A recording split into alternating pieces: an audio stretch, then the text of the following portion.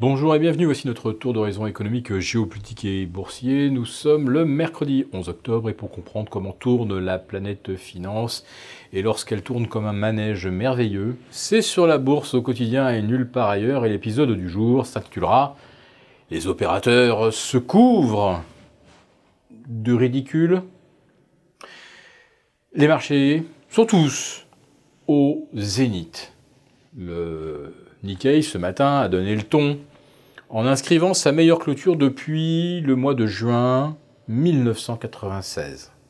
Oui, à 20 882 points, le Nikkei a inscrit sa meilleure clôture du 21e siècle, sa meilleure clôture depuis, en tout cas, le début du mois d'août 2015, mais puisqu'on a surpassé maintenant le zénith de début avril 2000, désormais la principale référence, ce sont les 22 500 points qui avaient été inscrits en 1996. Il reste au Nikkei environ 5% de marge de hausse supplémentaire pour rejoindre ce nouvel objectif. Plus haut historique également à la bourse de Manille. On revient sur les plus hauts historiques à Toronto. L'indice TXX a égalé hier son record absolu. Et puis à Wall Street, c'était un nouveau feu d'artifice avec un 8e record historique consécutif intraday pour le Nasdaq. Alors je dis intraday parce qu'il faut être précis. Il y a bien 8 records historiques consécutifs, mais il n'y en a eu que 7 en clôture, puisqu'hier, ou avant-hier plutôt, le Nasdaq avait très légèrement fléchi en clôture. Nouveau record bien sûr pour le Dow Jones au-delà des 22 800 points.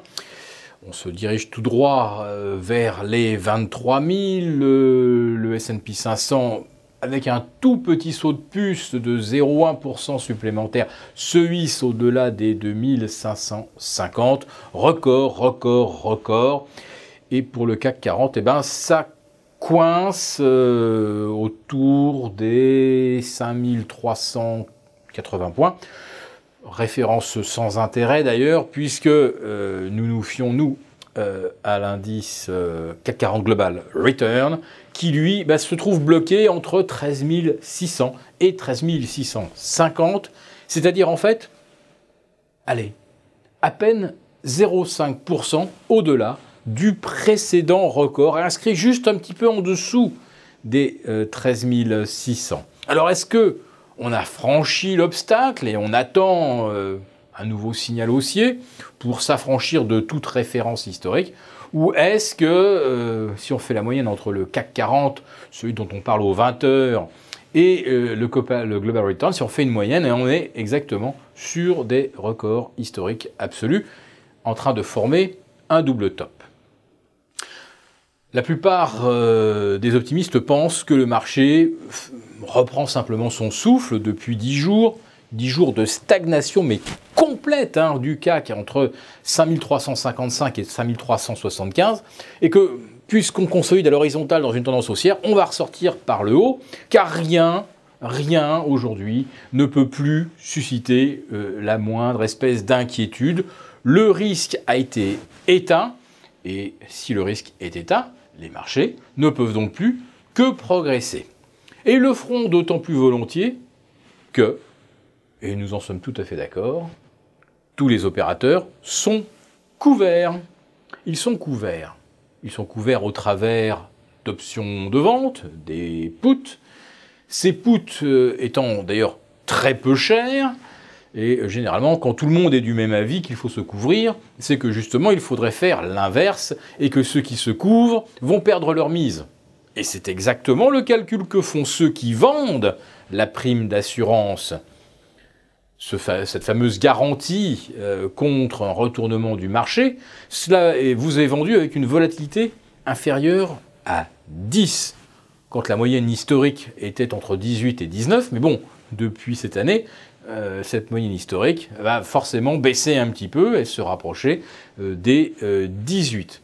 Néanmoins, ça veut dire qu'on vous vend la prime 2 fois moins cher ou quasiment 2 fois moins cher que la moyenne historique. Et ceux qui le font, et qui sont de très gros opérateurs et qui sont au jour le jour de très grosses mains, puisqu'on voit des fois des 4-5 000 contrats de vente sur des options et sur de la volatilité. Ceux qui vendent cette volatilité sont sûrs de leurs faits. Ils en sont tellement sûrs compte tenu de leur proximité avec la Fed. Mais en 2006-2007, ceux qui vous vendaient des CDS, une assurance contre le défaut des millefeuilles de créances pourries des subprimes, cela pensait également que ceux qui achetaient de la prime se trompaient et qu'ils allaient pouvoir continuer d'en encaisser ad vitam, jusqu'au jour où le risque s'est manifesté, et on a découvert ce jour-là que les assureurs n'assuraient rien du tout.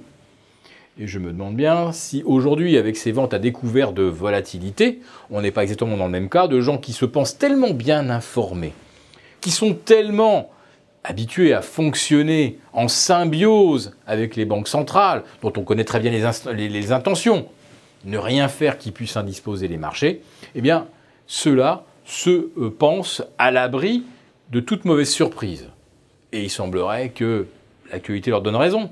Ni le Brexit, ni l'élection de Trump, ni les essais nucléaires nord-coréens, ni des tremblements de terre, ni les attentats, ni des statistiques d'emploi décevantes, rien ne provoque plus la moindre consolidation. Donc dans ces conditions, tout le monde se sent parfaitement à l'aise, bien couvert, pour continuer de jouer la hausse jusqu'au jour où de couverture, on s'apercevra qu'ils se sont couverts de ridicule.